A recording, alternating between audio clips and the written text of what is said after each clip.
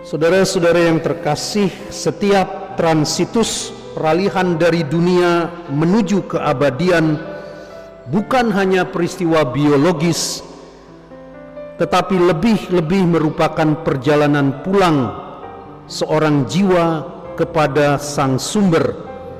Dalam terang iman, wafat bukanlah akhir, melainkan pelabuhan kasih.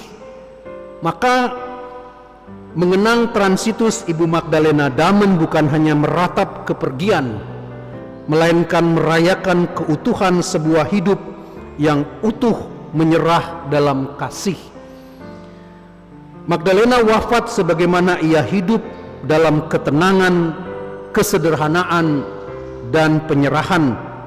Tidak ada kehebohan atau tangisan panjang, sebab jiwa yang tenang sudah lebih dahulu hidup dalam keabadian, bahkan sebelum tubuhnya mati.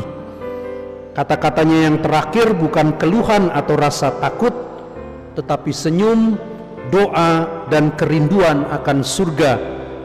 Ia tidak lari dari kematian, tetapi menyambutnya sebagai seorang sahabat lama.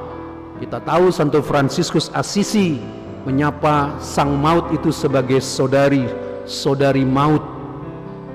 Dalam hidupnya, Ibu Magdalena melatih diri untuk hanya memilih yang dibutuhkan, bukan karena miskin, tetapi karena ia tahu kekayaan sejati terletak dalam ketergantungan total kepada Allah. Dalam dunia yang mencintai kelimpahan dan gengsi, Ibu Magdalena mengajak kita untuk bertanya, apa yang sungguh kita perlukan untuk hidup dan untuk mati dengan damai. Itu saja sebetulnya yang kita perlukan dalam hidup ini. Ibu Magdalena berdoa bukan hanya dengan kata-kata, tetapi dengan tubuh, waktu, dan seluruh hidupnya. Bahkan ketika tubuhnya tidak mampu, jiwanya tidak pernah absen dalam dialog kasih dengan Allah. Doanya tidak hanya liturgis, tetapi juga personal, mendalam, dan penuh hasrat akan Allah. Ia telah menjadi satu dengan irama doa. Seorang pendoa berhenti berdoa ketika dia berkata amin, tetapi Ibu Magdalena menjadikan hidupnya adalah doa itu sendiri. Setelah menyerahkan kepemimpinan, Ibu Magdalena memilih menepi bukan karena kalah, tetapi karena mengerti bahwa karya besar Allah bisa terjadi dalam kesenyapan. Dalam kamar kecilnya, ia menjadi pendoa bagi dunia. Dari sana dia ikut melahirkan kongregasi dengan daya roh, bukan dengan tangan. Saat jantungnya melemah dan tubuhnya tak berdaya, ia tetap setia mengunjungi kapel dan berdoa. Dalam kelemahan itu ia mengungkapkan kekuatan sejati, iman yang teguh, cinta yang setia, dan pengharapan yang tak goyah.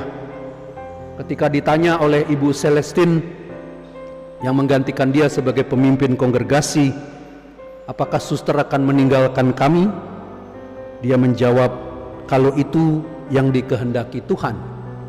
Lalu Ibu Celestine berkata, doakan kami para suster. Ibu Magdalena hanya tersenyum dan mengangguk. Tidak ada keinginan untuk menunda, tidak ada ketakutan untuk pergi.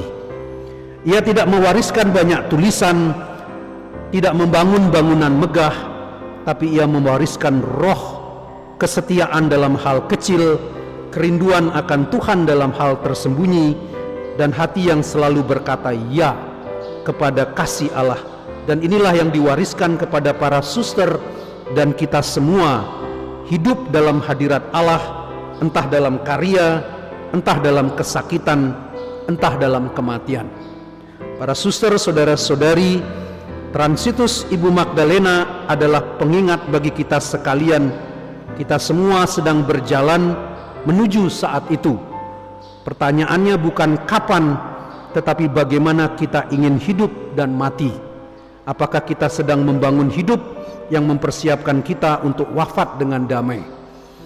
Bacaan-bacaan yang kita dengar hari ini, kisah Musa yang gagal dalam mempertahankan, menunjukkan kekudusan nama Allah, Mazmur tanggapan yang mengingatkan kita akan pemberontakan, keluh kesah, orang-orang Israel di Meriba menjadi tanda spiritual bagaimana susahnya pergulatan hidup rohani kita, dan kisah Petrus yang menolak salib sangat kontras dengan hidup Ibu Magdalena sendiri.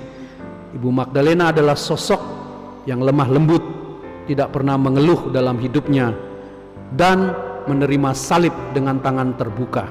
Semoga transitus Ibu Magdalena pada hari ini yang kita kenangkan 167 tahun yang lalu menjadi pengingat bahwa kita semua untuk mempersiapkan diri kita menyambut kematian dengan penuh damai.